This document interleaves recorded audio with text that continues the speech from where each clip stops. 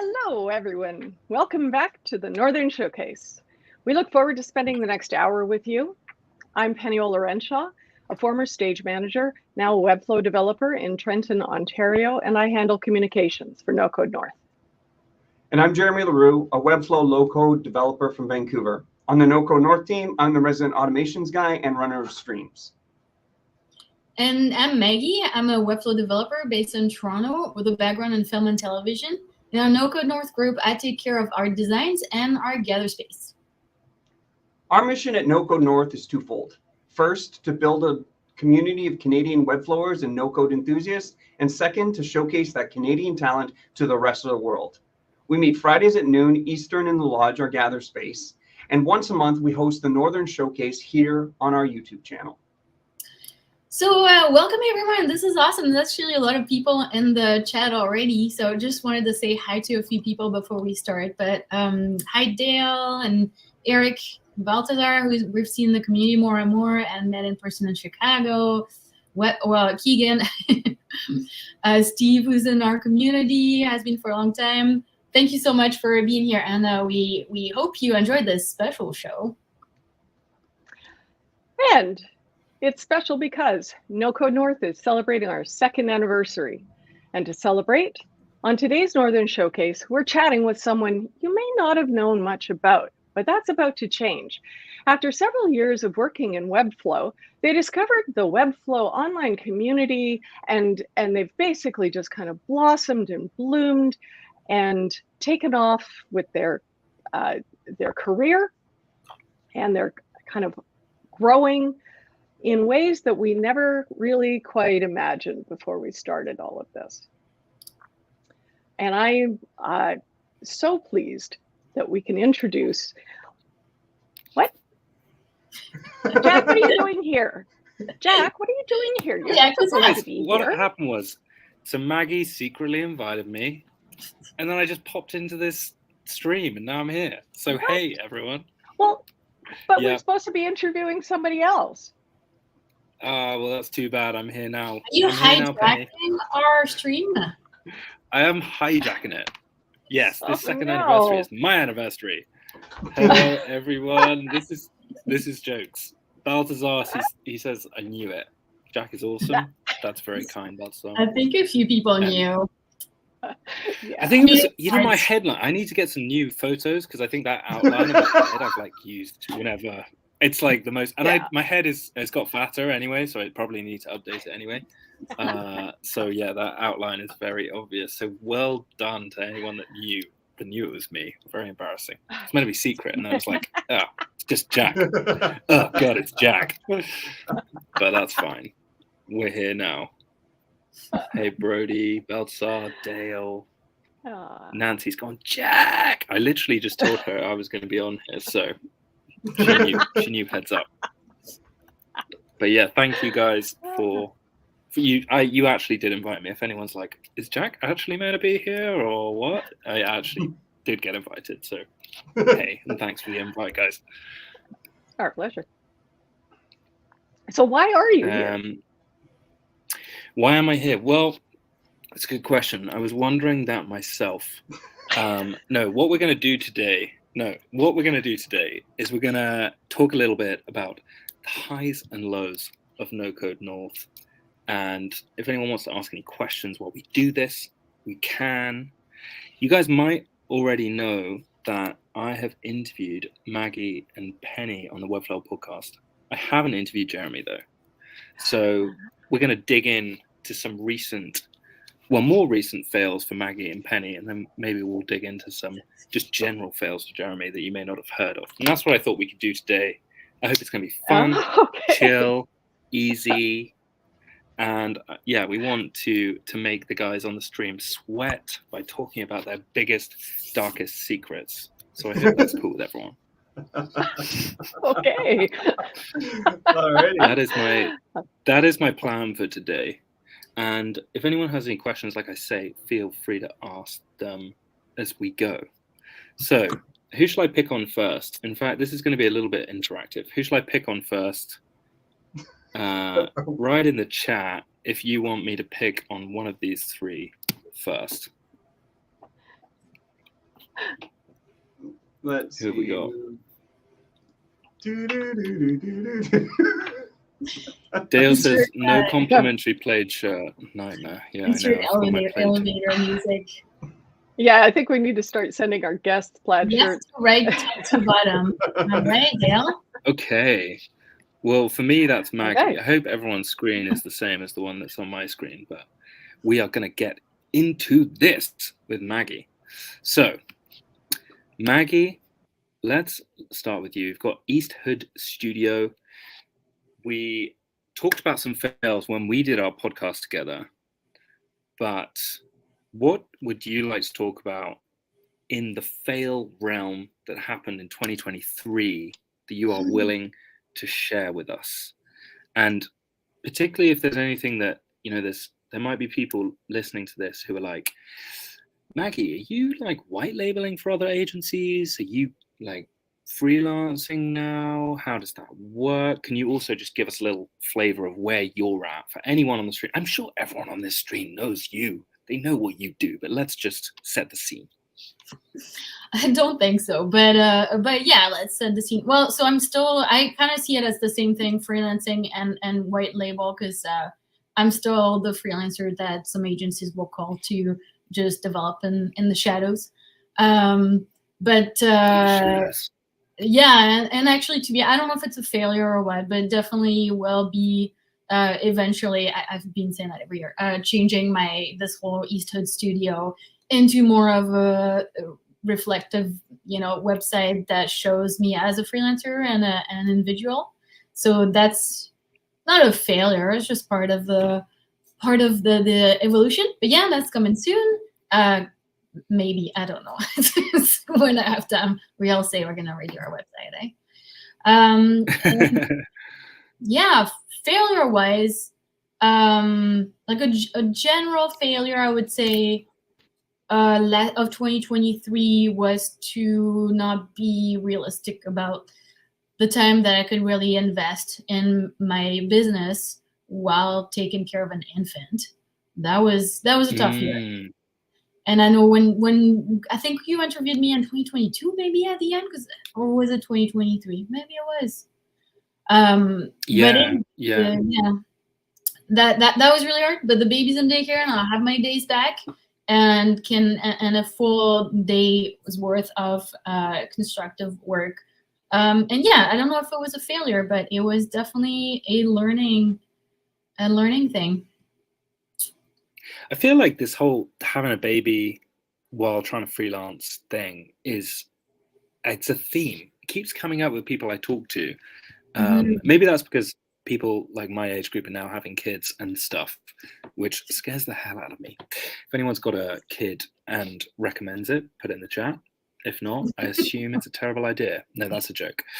But Maggie, like, how did you manage that? If you managed that, like, was there any like breakthrough moments where you were like, oh my God, here is the life hack that I wish I knew when I had a kid and was trying to freelance that now I do know? Yeah, you know what? It's kind of a tough one, but if you are thinking of moving to a different country, maybe don't, because you won't have any support when you have kids. So that's the life hack right there. That's but also, a big life hack. It's fun. It's a good experience. So yeah, it's more about life choices. Fair enough. Yeah. And when you say move countries, this is from France to Canada, is it? Yeah. But I mean, that life decision was done almost 20 years ago. So I can't really go back on that one. That was, yeah. Fair enough. That's a 20-year ago decision. Hopefully you are now managing as best you can 20 years later. Eric says, we all fail to keep our website updated. Couldn't agree more. My website is awful right now. And yeah, Maggie, if you are feeling like, man, my website does not reflect me at all now, I think everyone in this chat probably feels the same. Where it's just like, I'm so stuck with this East Hood Studio thing that everyone knows, and it just every time I hear it, it's like, who is this? Who's East Hood Studio? But yeah. I mean, I feel like, though, it's interesting how, sorry, this is kind of just like turned into a general chat rather than you talking about fails, but hopefully this is of interest to some people watching. This whole positioning yourself as an agency and or as a freelancer, or maybe as a freelancer with like a name, like search historian.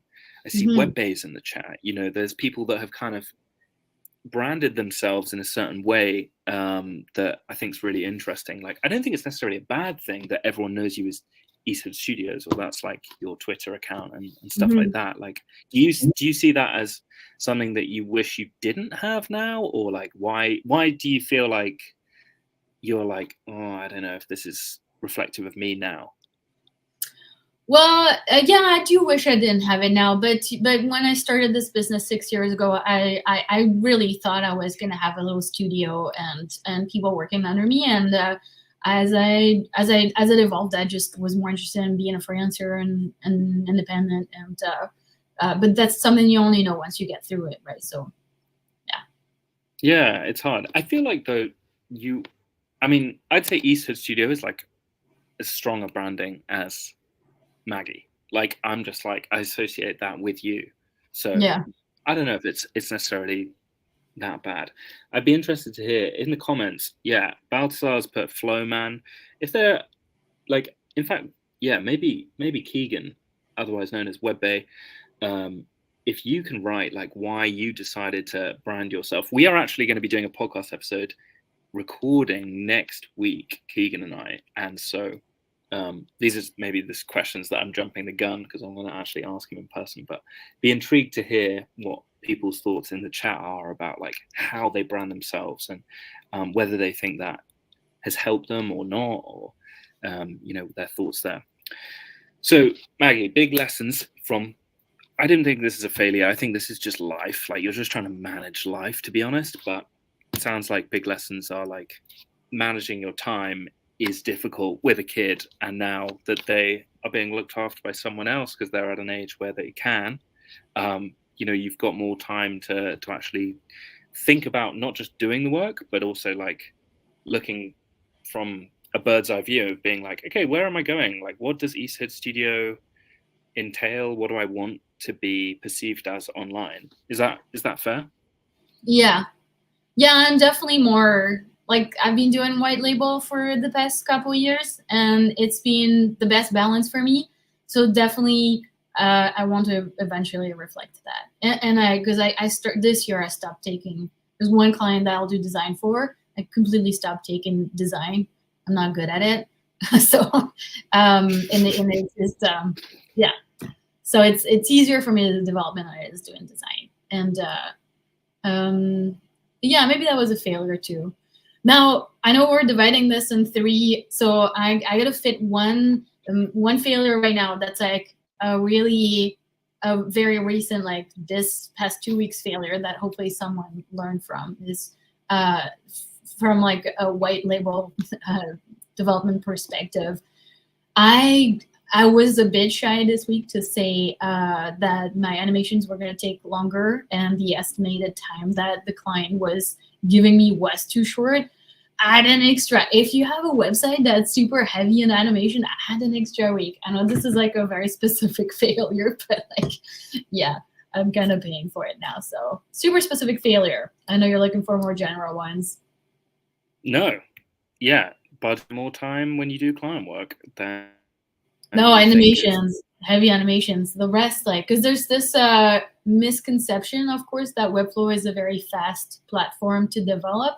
And it is if you're doing a regular looking website and you drop in Leroux, and but you're doing something, if you're doing something with more complex layouts and animations, it's going to take a little bit longer. So just to set the expectations with your client is very important, and just add some extra days. Nice. With animations specifically, yeah, that makes a ton of sense. And so we've got a few people commenting away. Andrew Claremont's in the chat. Hey folks, Eric says the final 10% takes 50% of the dev time. Oh, agreed. Yes, this is why I stopped freelancing.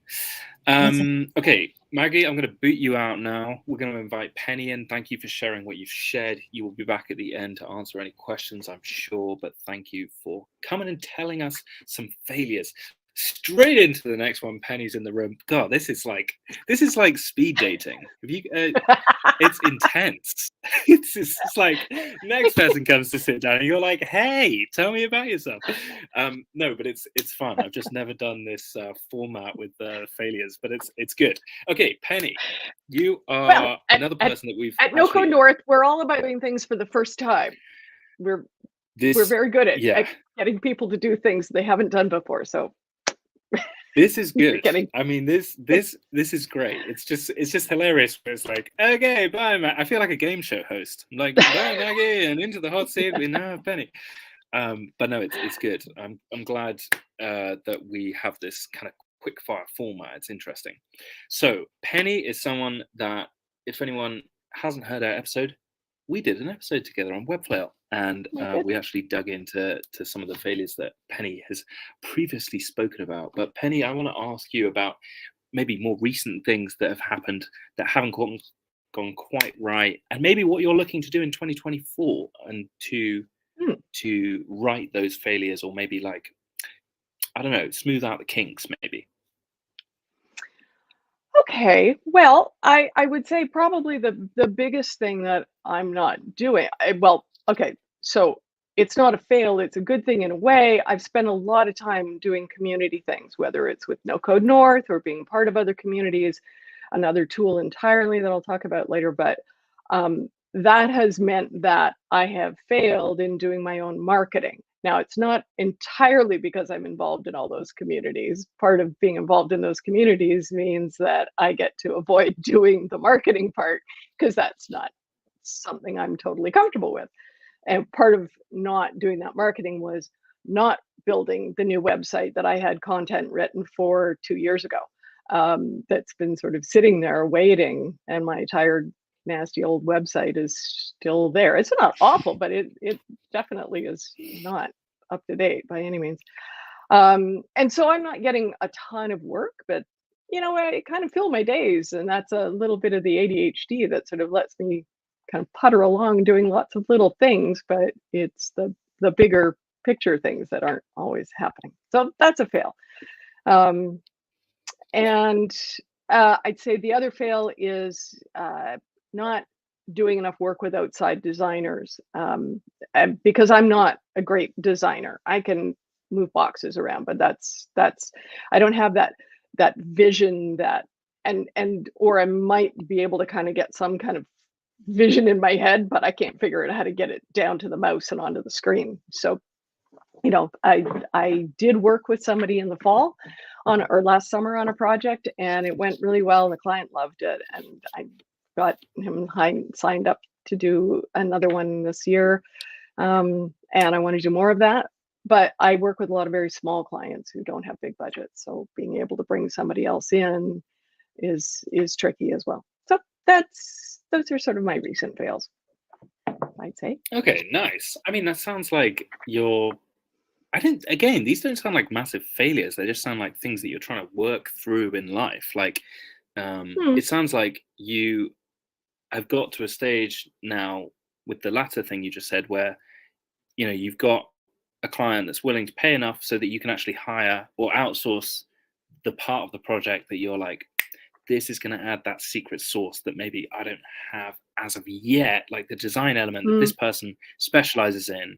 And then that's going to make your work so much better. What advice would you give to someone that's like, yeah, but I can kind of do design, really development's my bag, but like, I don't really want to hire someone to go and do the design for me. Like, why should they go and collaborate with someone else maybe that has that extra bit of skill set that maybe they don't have in that department? I would say a lot of it is in your own confidence in working on the project. So when you're not all that comfortable working in the design part of the project, you're not confident in what you're presenting. You're not, you may not, I mean, I've kind of got the basic skills, but I don't have that polish. And so, it's like if you need, if you want to do polish, then hire somebody who can do that. I always think about, Joe Krug, who's always, reminding people that it's like, if you can't do something, hire someone. I'm really good at hearing messages, but not always great at putting them into practice. But I would say, take a chance, or maybe work with somebody who's newer but has a good design sense, and work with them to help get them where you want, get the project where you want to go. Yeah, it's probably, that makes a lot of sense. It's like, do it and then get the better work coming from that. Crossing fingers. Yeah, I had this where I worked with Matt Evans, who Mhm. I think he's Maker Matt Evans on Twitter. If you Yeah. guys, I mean, you're sure anyone here has seen him. To be honest, he's super active. But he, working with him was like the best thing to help me with a particularly difficult project. But it was also just really fun.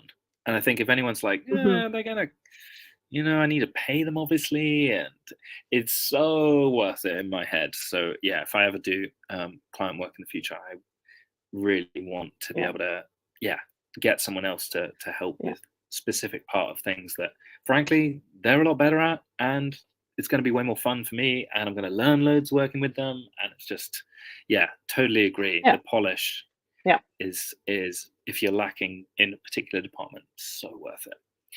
Do you have anything to add about that, Penny?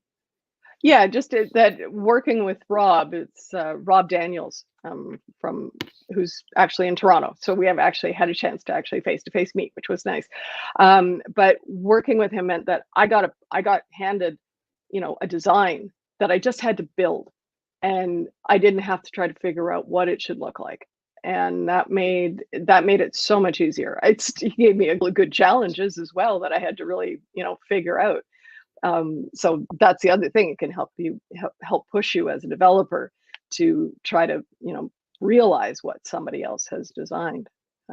So multiple layers to it, like an onion. Exactly. Like a beautiful onion, guys. Dale says, man, I resonate with this so much of what the NoCode North folks have already said, and those in the chat. Very glad, Dale. Yeah, and if anyone resonates with what Penny's saying, and is like, I feel the same. I should hire someone, but I don't want to, or whatever. Another thing about this is hiring someone that you can meet face to face, like Penny's saying, or maybe that already kind of know that you'll get on. Maybe someone in the chat, guys. Maybe there's someone in NoCode North in the community that's like, hey, I struggle to hire someone, or find someone I can trust enough to hire, or whatever, or someone that doesn't have skill sets that I already have and that I need design and I'm a dev. Maybe it's someone in the chat, because it makes a whole load of difference if you know them already as a human, not just their skill sets, but like you just like them, know them, trust them, and it just makes working so much more pleasurable. So that's another great point from Penny there. To maybe you already know them, maybe you've already had a beer with them, maybe you know them in person. It makes a ton of difference. Penny, do you have anything to round off this segment as we get into the final speed date with Jeremy? Well, I would say, one of the things that has also taken my attention this past year is I've been working, and this is not Webflow, and it's not particularly no code, but it's working in a personal knowledge management tool called Tana, which is just about to get released to public release. It's been in early access for a long time, and it's a brilliant little system. Takes a lot of work to figure it out, but it is will eventually be loads and far away above Notion.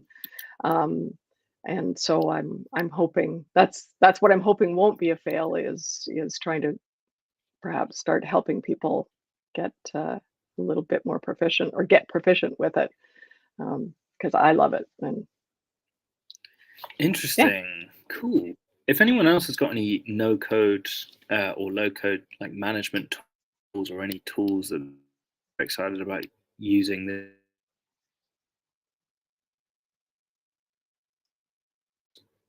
Sorry, I'm Have we? back. That's part of my mystery for this NoCode North meet. I'm just myself in different tools that maybe aren't as obvious as things that are already in the Webflow Twitter sphere. So yeah, I haven't even seen Tana before, so that's interesting. One tool that I'm really excited about is Coda. Sorry, cut you off. Yeah. No, that's okay. Go ahead. Coda. If anyone's interested in Coda, put it in the chat as well, because I'd be really interested to get nerdy with someone about Coda.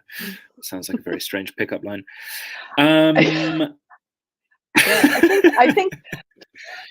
I think Colleen was using Coda. I'm not sure if she still is, but I know she was sort of early after it came out. So she might be somebody to connect with. Oh, okay, good to know. I will send her a message and see if she wants to get nerdy with me. Okay, we are on to our final segment of this. I'm gonna kick you out, and Jeremy is hopefully gonna just appear out of nowhere. And Penny, you'll be coming back at the end to answer any questions, I'm sure, from the people in the chat. Jeremy's in the building. Jeremy, how are you? Hey, Jack. I'm good. Hey. Beautiful. I'm so glad you're here. You are my third date of the evening to ask intrusive questions about failure, my favorite topic. And you are the only person out of NoCode North contingent that I haven't actually had on the podcast. So I'm very intrigued to know what you're going to say. And we obviously met in Chicago. So, yes, I kind of know you, but I don't really know your deepest, darkest secrets, which I'm excited to find out about today. How are you feeling? I'm feeling good. I think the interesting thing about doing this is that not a lot of people know, like, the people in NoCode North, but because we're not presenting ourselves, this is a really good opportunity for people to actually get to know us. And so that was kind of an interesting, intriguing idea of this whole thing. This was the a good way of doing that. And of course, having the master interviewer come in and pry and all the rest of it. Stop it. You're embarrassing me. No, but it is interesting when there's kind of, I guess they're called, or I might think of them, or we might think of them as like kind of community orientated people, but actually everyone who's doing the community stuff, like by virtue of just organizing communities of people who are interested in the space of Webflow and low-code and no-code, they're doing interesting stuff. And I think that's what is great about me, kind of, because it's hard to, you might not do like I am Jeremy Leroux and I do this. Like you might not be talking about that so much on NoCode North, obviously, because you're kind of interviewing other guests. Whereas to me, to just kind of crash in and be like, tell me about your failures, and that's going to highlight some things that maybe you're working on currently. Which brings us to the beautiful question of, what is the failure that you would like to talk about today, Jeremy? Man, you know what? I think I was talking with another NoCode Norther about this earlier in the week, and I think underselling the value that I presented, I did that for years. And I think it's easy to do because we second guess because of the nature of, I think, no code and just the web space in general. Like I started building websites when I got access to the internet. Like that's kind of, from a marketing perspective, I've always been interested in that, and being an actor and needing to promote my own films and things like that. I was very much aware of like, this is a piece of that. And I don't agree that Maggy's not a good designer, but Penny and I both are like, yeah, we're not designers by trade, and we don't have that skill set.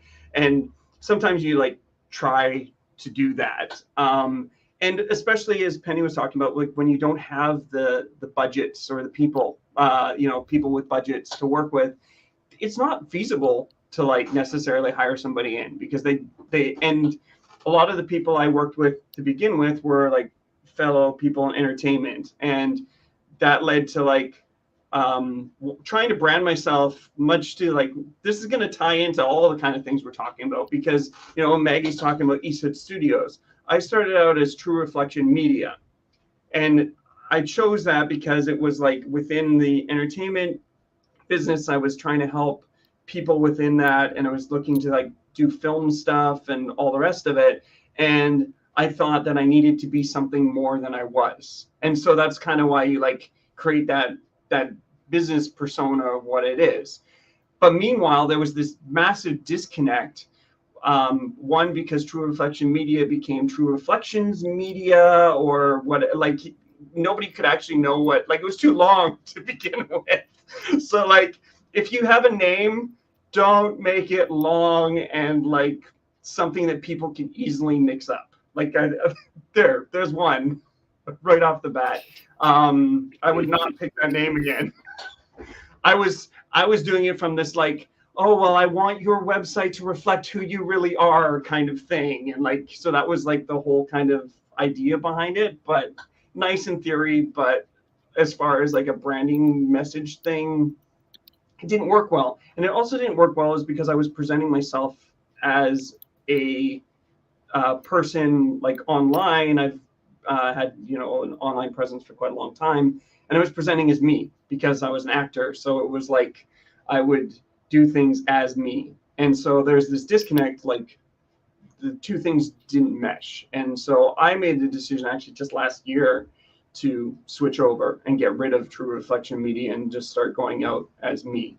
Because, and I think people do learn that as a growth thing. But back to like the fail is during, all of the time that I was doing a lot of this work, I wasn't placing any value on it.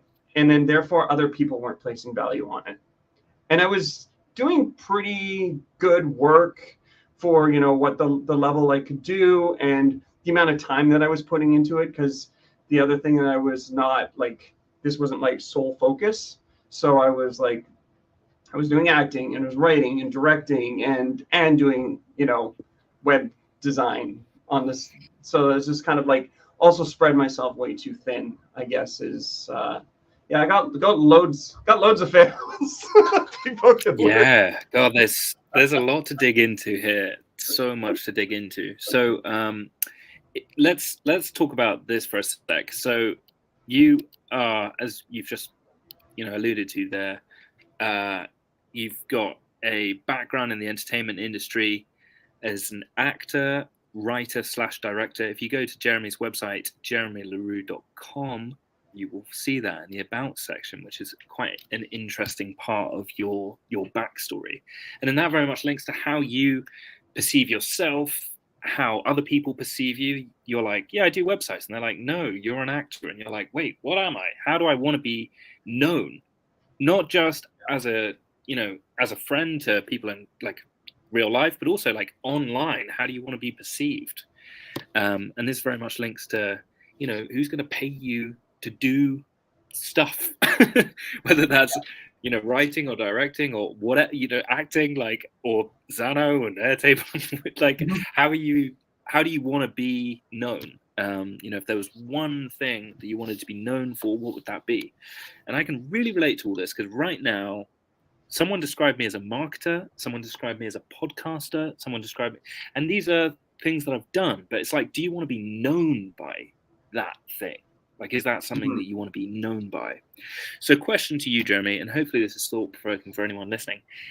What do you want to be known for? If there was one thing that you wanted to be known for, when someone said, at a party and they were referring to you, oh, Jeremy, yeah, he's da-da-da. Like, if there was one thing, what would that be? It's an interesting question because there's two opposing kind of things that are working right now. So I built up a community hub, a web app called Country Everywhere, which is for LGBTQ, BIPOC, and disabled folks in country music, because there's no real space for them. I try to make a long story short. When I guess late teens, early 20s, I was pursuing a career in country music. And I also came out at that time. And because of that, I didn't feel there was a space for me in country music. So I left. And that's where the acting journey and all the other things kind of came from, is like that choice to leave. And then full circle, 2018, I put out a film I wrote and directed about a closeted country star. And when I was looking for help as far as like crowdfunding and stuff like that, and also music for the film, I started researching LGBTQ country people. And I found a whole community of people I didn't know existed. And so that's where and they were incredibly helpful and helped me raise money for the film. So when I realized that I didn't know this group of people existed and how that would have helped me when I was younger, if I would have known that, I wanted people to know about, to be able to know that there was more people like them in country music.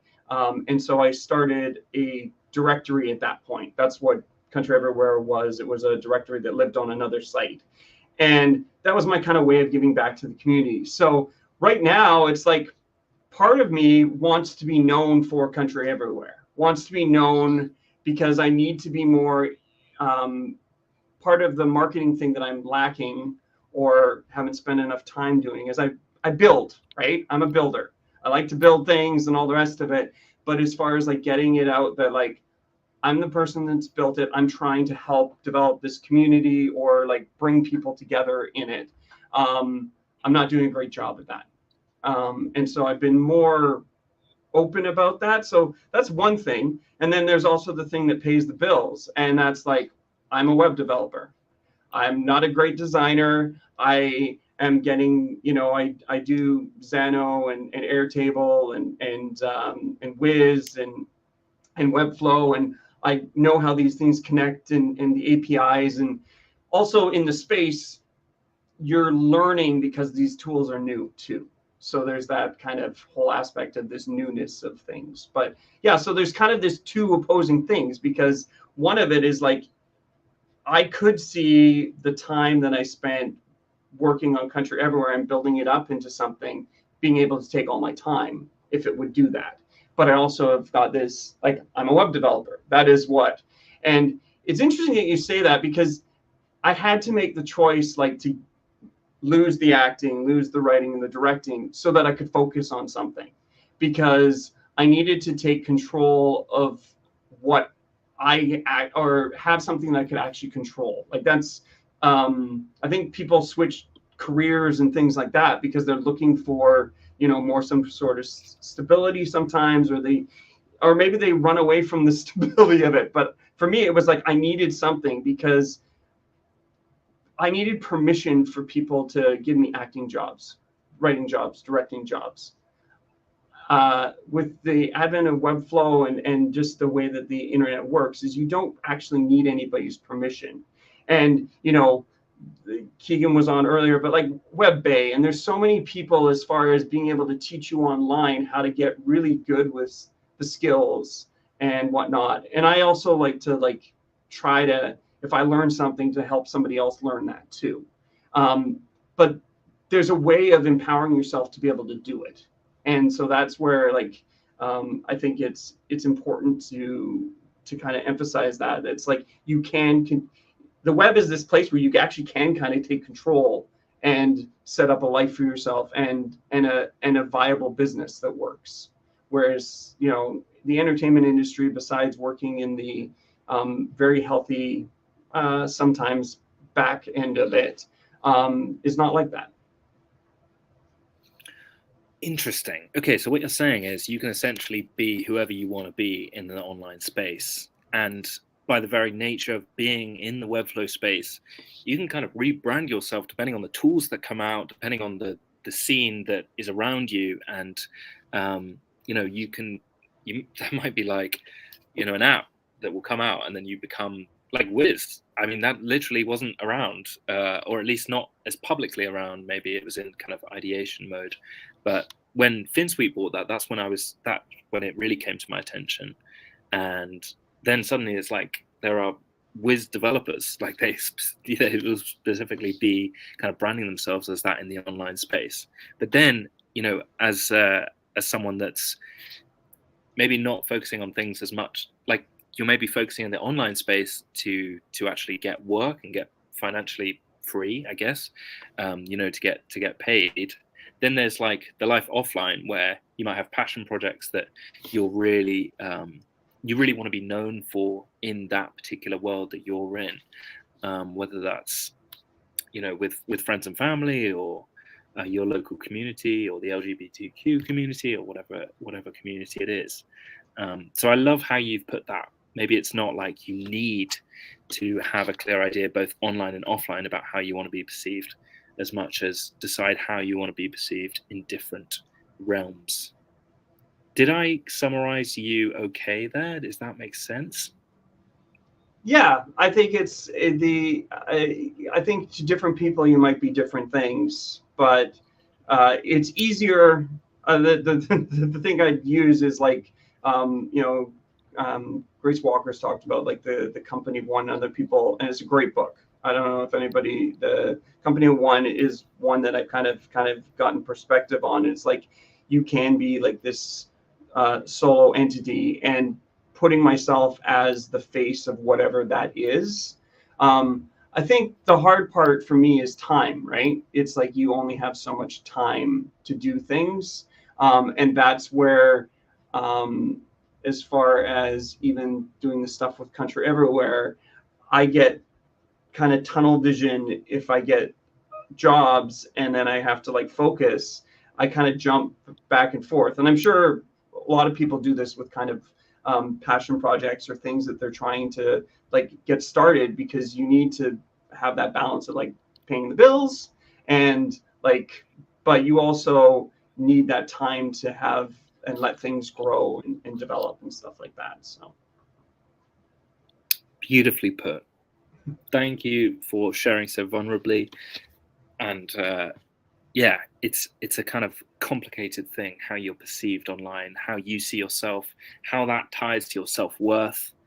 And it's complicated. I think it goes through seasons of how what you're interested in, what you're up to, and how the space is looking in whatever space you're in.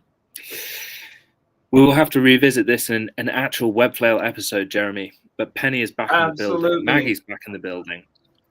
Yes, we will. I'll message you.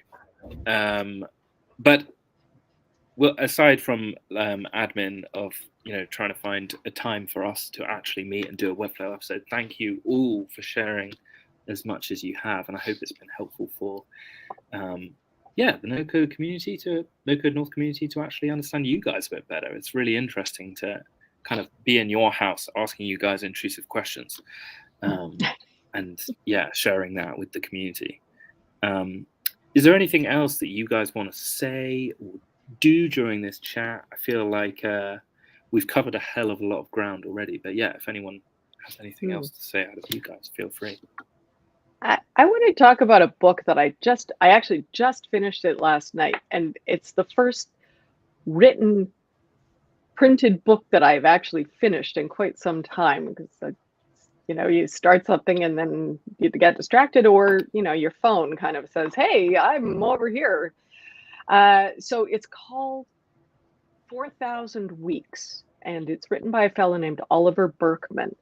And I think everybody should read this book, because especially if you think you've got to be so productive, or you've got to be, always getting up and going further and doing more. And it's really about kind of looking a little differently at your life and how you want your life to look, not just how busy you want to be, or the goals you want to achieve necessarily, because sometimes our goals are not always very person-centered. So I would recommend that book highly to anybody. Okay, amazing. And what was the biggest takeaway that you found, Penny? I think about slowing down and asking yourself, what is it you really want? Do you want to look back on, I did 53 things every day, and accomplished a few goals, or do you want to look back and go, I've had a great life, and I was part of people's lives, and I guess as I'm as I'm reaching retirement age, actually, technically I'm here, that starts to become more and more important, and I'd say probably to not wait till you're 65 to decide what you want your future to be. Yeah. Oh, Yeah. thanks for sharing that, Penny. I'll definitely check out that book. It sounds really impacted you. Yeah. Oh, okay. We'll change the questions from Penny to Maggie. Maggie, you're on mute. You're sharing. Yeah. Unmute your mic, Meg.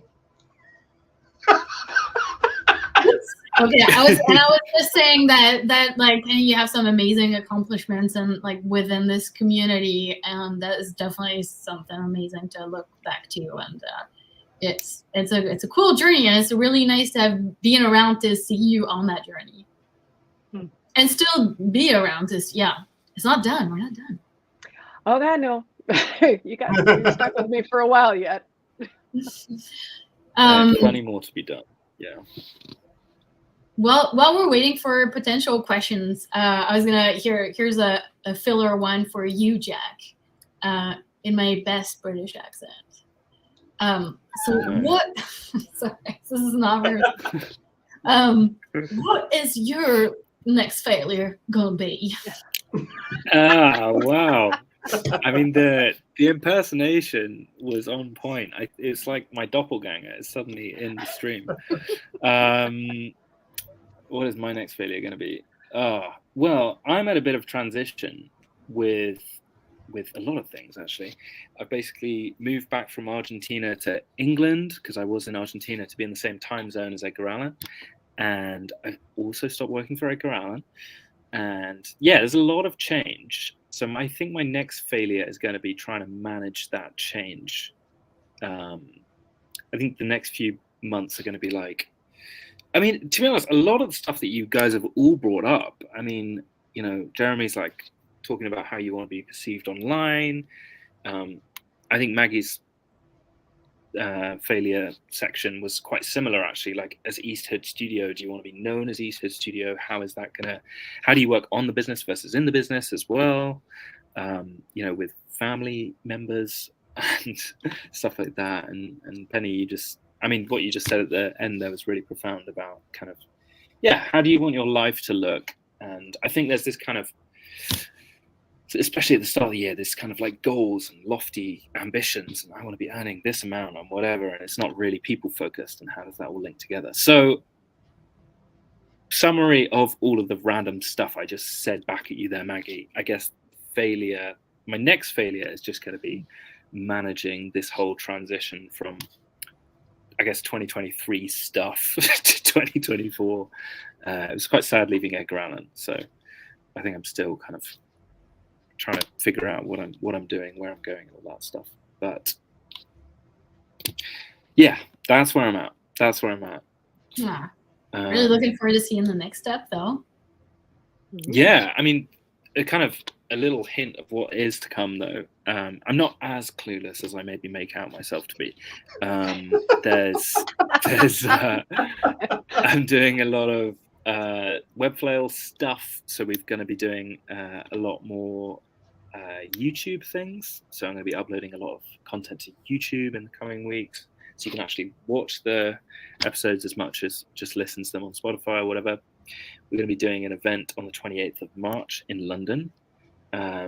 Isabel Edwards and I, so we are currently talking to venues and talking to Webflow and trying to get all that sorted, because I think the in-person stuff, like this type of stuff, is magic. Like, the in-personness is amazing, but when you can hug the person you're talking to, like before you start talking, obviously, not just like, we're just having a conversation, I'm just whispering in your ear. But that is just such a special thing to kind of get off the screens and actually meet in person. So I want to be doing a lot more of that this year. So that's probably going to be a massive fail in itself, because I am terrible at organizing. Like, I love the actual meetup, but like getting the, little plastic plates for the pizza and organizing all the vendors and all that. I'm terrible at all that stuff. So yeah, I mean, like, I completely forgot that we needed speakers for the last event I organized, for example. That was a humongous fail. So yeah, like, plenty of mini fails to come, but I have learned to embrace failure after asking so many intelligent people like yourselves about failure and kind of having a completely different outlook on it. Failure is a part of life. Failure. It's a big part. Yeah, 100%. 100%. I think if everyone is more honest online as well, it would be great. If people didn't just talk about how much money they're making, but also, how they messed up online. I think that's something that I really want to encourage as we go into 2024 as well. I think that's one of the things that makes the Webflail podcast so compelling is just that opportunity to know that, each one of us is not alone in the things that don't go as well as we'd hope. That our expectations for ourselves are so high, and so is everybody else for themselves, and we don't always meet those expectations, and we don't always have to be present ourselves as perfect. You kind of pop that bubble a bit, and that gives us all permission to be a little kinder to ourselves. I definitely think that, if we can close the gap between expectations and reality, then we'll all be happier. I think in the Webflow space, especially, there's quite a lot of, I'd call them like Webflow bros that talk about, how much they're earning and all of that stuff, which is great. Great that you're earning money and great that you're able to support your loved ones. And I'm not trying to bash people that talk about their financial success online. All I'm saying, though, is that having financial success is not the whole story, one. And two, getting to a place where you do have, financial success, or, the kind of more financial success you have, in my opinion, the more, the greater risks you've taken and maybe the greater losses you've had on that journey. And I just think that's an important large caveat to people selling their courses about how to create $1 million agency in the context of someone that's starting out and maybe not realizing that there are many things to overcome along the way, and it's fine if you don't have this $1 million agency goal. That seems to be the thing that sells courses online. Sorry, that was a bit of a spicy comment, a little bit salty. No, there. definitely. Whoa, sorry. No, definitely. I think we see a lot of that aspect of things, and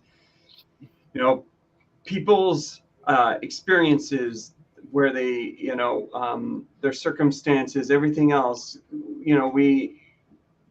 There's so many more things that go into somebody's ability to even reach those kind of goals that we have to acknowledge before we get. And even then, is not everybody wants that. That's it. And I think people need to be okay with I don't want that. So that's not for me. And that's just okay. because I see that basically pushed at me constantly. It's much to what Penny was talking about, it's what's the life I want? Because, if you're working all the time, we've talked about it with in person with balance and stuff like that. Having a balanced life there's a nice goal, right in itself. Is I have a life that I like, and that around people 100%. I want to be around, and all the rest of it, and so everybody's expectations or the way that they see things is not the same, and so to kind of put that lens that everybody has to be like this, or like this is the goal. It's not necessarily realistic for people, and people don't want it. Mm-hmm. Yeah, no money, 100%. no problem. Look at me. That's my social media highlight right there. I'm gonna tweet that right after this. No. Yeah, hey, that's a strong quote. I actually had this really compelling, very thought-provoking moment when I was 16. I went to do an intern. It wasn't an internship. It was like a week at Goldman Sachs. So one of my teachers at school, his friend ran a team at Goldman Sachs. So this, humongous company. So I get the train into central London, and everyone's crammed in, and there's all these guys wearing suits and whatever. And I get in and I meet this guy at 8 a.m. and he's already been there for a couple of hours. And he's like, I need coffee. And his bags are like Sports Direct, just like, oof. And anyway, he looks dead. And we get coffee and we go up, and he basically gets each one of his team to come into a room and tell me about Goldman Sachs, because I have no idea what Goldman Sachs is, what's going on. And I asked different team members, like, why do you do this job? It's like, I'm just intrigued. And I asked one of his team members, so why do you do this job? Like, it seems like, you obviously, work really hard, and it must be, quite stressful because you're trying to, hit targets and whatever. And this woman breaks down in front of me, and I'm 16. I don't know what is going on, but she breaks down and she says, well, I never had enough financial support from my family growing up, and I looked up when I was really young what the highest paying job could be, and they said investment banker, and so she was like, right, every life decision I'm going to make now is going to make me an investment banker, and I want to earn loads of money. And she broke down when I asked her, like, about her job. I was like, it seems really stressful here, and like, what motivates you and stuff. And she just couldn't. And she was earning obviously a lot of money, and had this amazing apartment in Canary Wharf and whatever, in central London. But I remember just since then I was like, God, this money does not necessarily make you happy, and which is so obvious to say, and obviously, on the contrary, if you've got nothing coming in, that's obviously not ideal either. And I'm not trying to say that, but I just think there's this kind of perception of more. You should hire a team and hire this person, and kind of, it's kind of as trying to get bigger and bigger for the sake of getting bigger and bigger to a certain extent, and it can be, it's not necessarily fulfilling just when we talk about money the whole time. And I think sometimes in the space, that's when you talk about failures, there's a lot of stuff that comes to light for people, which I think is really, really healthy. So couldn't agree more with all you guys saying. I think all of us know this stuff, but I think sometimes we forget it in the context of like making New Year's resolutions. And, okay, I'm going to earn 10K a month. That's my goal. Like, the amount of times I've seen this 10, I don't know where this 10K is coming from a month, nor do I know why it needs to be 10K, but it seems to be like everyone wants to earn 10K a month this year. So if you're one of those people in the chat, I wish you all the best. And I think the biggest failure would be actually getting that 10K a month and finding out that you have no friends anymore and your family don't want to talk to you. Which is a little bit of a sad note to end this stream on. Let us read some of the amazing comments in the chat. Patrick, I definitely have to start learning to be more okay with failing. I feel like just the thought of failing sometimes stops me from even wanting to start. Patrick listened to some of the Webflail episodes. There's some really important lessons in there, starting with these guys. And Jeremy's about to come on, so we'll have that one soon. Eric, a good reminder, social media is not real life. It's a person's highlights for the most part. Agreed. And it's especially toxic if you are only following people that just talk about money. So be careful who you follow. Steve says, well said, Jack. Very kind of you, Steve. I appreciate that. Skylar Spanish. Is that Skylar, as in Webflow, principal designer, who is learning Spanish? Tell us in the chat. Skylar Kitchen. But yeah, Skylar, tell us. Yeah. Not a common name. Maybe his surname is just Spanish. Just happens. Maybe. Eric says, Maybe. It's wrong account. Skylar. Who's wrong account? I have a It's separate account for Skylar. learning Spanish. He is learning Skylar. Spanish. Good for you, Skylar. Ah. Hey, well, it's worth it. Except in my case, I don't post true. anything online, and I don't have any highlights in real life. What are you talking about? If it's Skylar, yeah, it is Skylar Kitchen. You have loads of highlights. What are you talking about? That amazing, like, Figma. No, it wasn't Figma. It was Spline. You had like the bike, that scrolling thing that happened at Webflow Conf that you built. Come on, what are you talking about? I love that you have a whole separate account for learning Spanish. Oh wait, that's what Eric said. Is that because you don't want to get like Spanish ads or something? Why have you got a whole separate account? Anyway, love that. If you don't have any friends to begin with, there's nothing stopping you from getting that 10K a month. Love that. I'm going to copy and paste that whenever I see someone else talk about getting a 10K a month agency going. Beautiful comments. I'm glad that everyone feels like this has been interesting for you guys to not only learn more about the NoCode North squad, but also hopefully a little bit of a group therapy session for anyone that's been listening and watching along. Yeah, is there anything else that we want to say? I feel like I don't want to, take the piss with anyone's time if it's an hour and we want to end on the hour. But yeah, what do you guys think?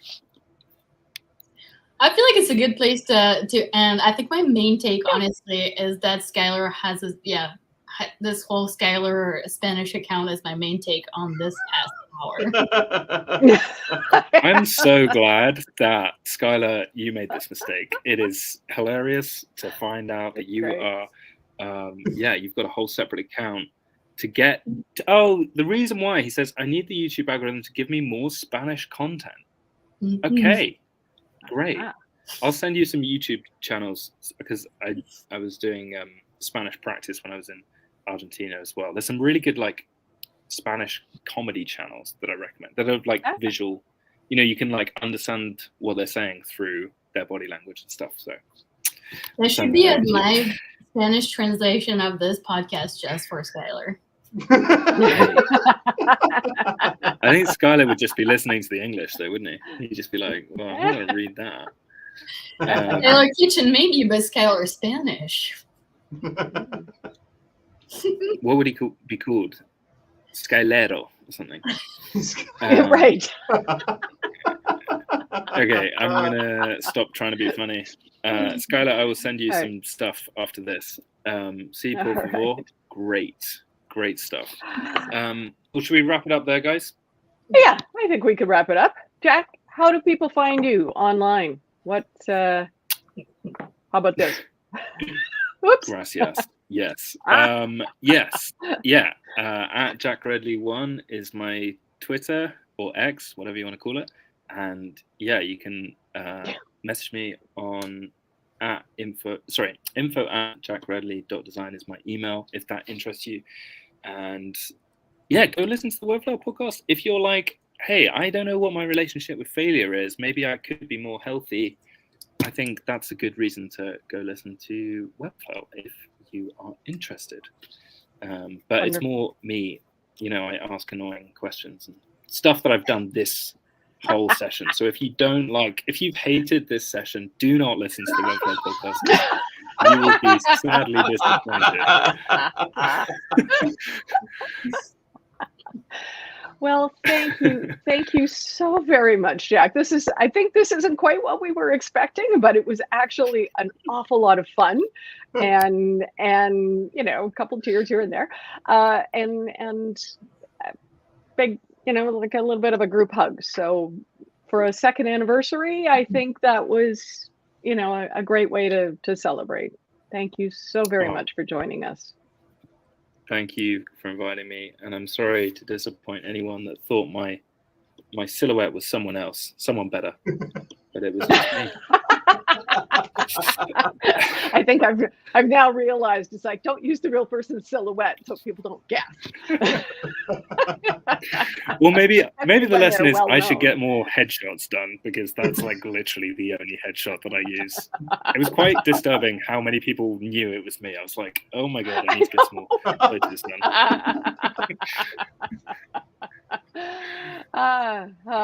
Okay, well, that brings us to the end of another showcase, our 13th in the past 2 years. We'd like to thank you all for joining us and remind you to like this video, please. Subscribe to our channel and watch for our next Northern Showcase in February. One of the folks who's been joining us today is going to be our guest. I'll let you know in a week or two. And consider joining the NoCode Club, an accountability group run by our NCN member, Patrick Corsetti. And you can go check out NoCode Club at nocode.club to find out more information. And it's open to everybody. You don't have to be Canadian. And you can come and join us in our Slack.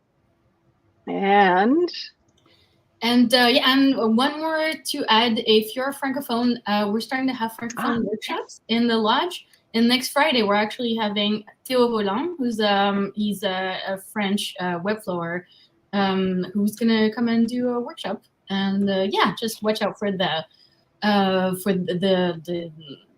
social media about that. Sorry, my brain's not quite working today. And visit our website at nocodenorth.com and sign up for our mailing list to receive all of our latest updates. Follow us on Twitter, LinkedIn, Facebook, and Instagram, but we're not very. Join us on Fridays in the lodge, our cool gather space. Our lodge hangouts are open to everyone. Until next time, bye everyone. Bye. bye.